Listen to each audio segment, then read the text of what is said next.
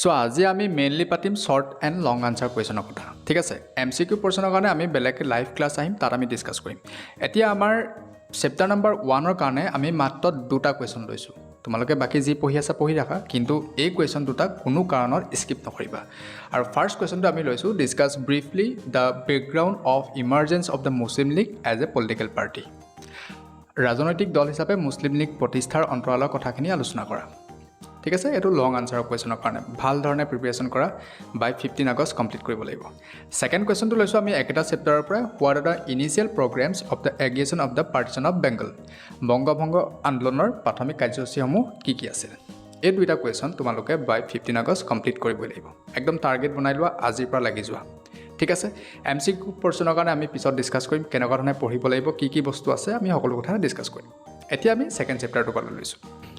Alright, so আমি second chapter to question লৈছো first question to হৈছে what was civil disobedience movement what were its main aims what were the main features of the movement so আমি আসামিজৰো লিখি লৈছো আইন অমান্য আন্দোলন কি আছিল ইয়াৰ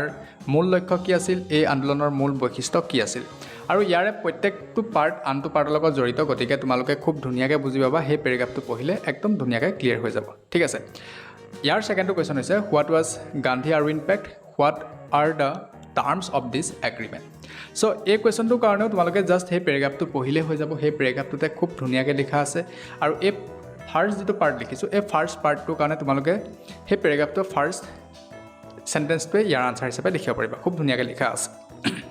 so next আমি আসামিজৰো লিখি লৈছো গান্ধী আৰৱিন্দ চুক্তি কি আছিল এই চুক্তিৰ শৰ্তসমূহ কি আছিল so এই চেপ্টাৰটোৰ পৰা আমি তিনটা কোয়েশ্চন লৈছো দুটা আমি লিখিছো আৰু এটা দি দিছো লগতে তিনটা শৰ্ট নোট আছে ঠিক আছে এতিয়া আমি চেপ্টাৰ নম্বৰ 3 লাষ্ট লং কোয়েশ্চনটো লৈছো হেতু হৈছে what was Simon commission why was it boycotted Simon commission কি আছিল ইয়াক কিয় বৰ্জন কৰা হৈছিল so তোমালোকে এই তিনটা লং কোয়েশ্চন ভাল ধৰণে পঢ়া ভাল ধৰণে প্ৰেক্টিস কৰা আৰু ভাল ধৰণে কনসেপ্টটো বুজিবৰ কাৰণে ট্ৰাই কৰা ইয়াৰ ৰিলেটেড কোয়েশ্চন কিন্তু তোমালোকে শিওৰ পাবা ঠিক আছে লগে লগে আমি কোয়েশ্চন নম্বৰ 4 ত তিনটা শৰ্ট নোট লৈছো এই শৰ্ট নোট কিটাও তোমালোকে ভাল ধৰণে পঢ়া ভাল ধৰণে লিখাৰ প্ৰেক্টিস কৰা যাতে তোমালোকে ইয়াৰ ভিতৰৰ পৰা সৰু সৰু কোয়েশ্চন আহিলেও পাৰা যাতে ঠিক আছে আমি হেতিটা লৈছো এটা হৈছে Rowlatt act 1919 non cooperation movement and the last one is the Indian national army আমি যদি অসমীয়াত চাও ৰাওলাট আইন অসহযোগ আন্দোলন আৰু ভাৰতীয় জাতীয় সেনা বাহিনী ঠিক আছে সো এইকেইটা কোয়েশ্চন হৈ গ'ল আমাৰ চেপ্টাৰ 2 ৰ কাৰণে কেতিয়া কমপ্লিট কৰিব লাগিব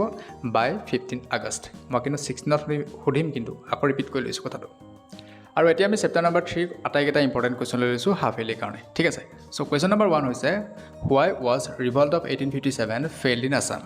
give 3 reasons তিনটা ৰিজন লিখিব লাগিব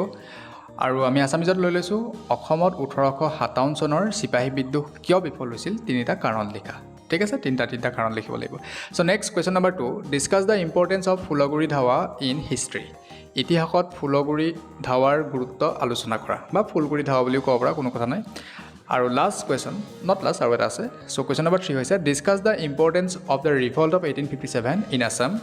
অসমত 1857 চনৰ বিদ্ৰোহৰ গুৰুত্ব লিখা তোমালোকে স্ক্ৰিনশ্বটো লৈ ল'ব পাৰা বা তোমালোকে তেনেকৈ লিখি ল'ব পাৰা যেনেকৈ লিখা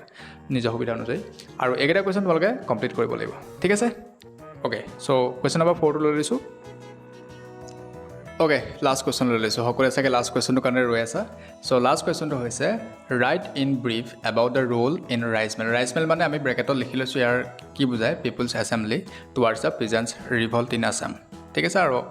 আমি অসমীয়াত লৈ লৈছো কোয়েশ্চনটো অসমৰ কৃষক বিদ্ৰোহৰ ৰাইচ মিলৰ ভূমিকা চমুকৈ লিখা একদম ইজি কোয়েশ্চন তোমালোকে যদি ভাল ধৰণে চেপ্টাৰটো পঢ়া আনসাৰখিনি পাৰিবা তথাপিতো তোমালোকে বেলেগ সোৰ্সৰ হেল্প ল'ব পাৰা বা টিচাৰক সুধি ল'ব পাৰা আনসাৰখিনি আৰু আমিও টাইম টু টাইম আনসাৰখিনি আমাৰ যেটো হোৱাটসএপ চেনেল আছে তাত আপডেট কৰি যাবৰ কাৰণে ট্ৰাই কৰিম আৰু তোমালোকে আমাৰ হোৱাটসএপ চেনেলৰ লগত কানেক্টেড হৈ থাকিবা তেতিয়া তোমালোকে বেলেগ ইনফৰমেশ্যন পাই থাকিবা আৰু বিভিন্ন ধৰণৰ আমি এমসিকিউজ বা বিভিন্ন ধৰণৰ কোয়েশ্চন আমি তাতে আপডেট কৰি যাম লগতে আমি তিনটা শৰ্ট নোট লৈছো তো তাৰে প্ৰথমটো শৰ্ট নোট হৈছে প্ৰেজেন্ট ৰিভল্ট অফ লাচিমা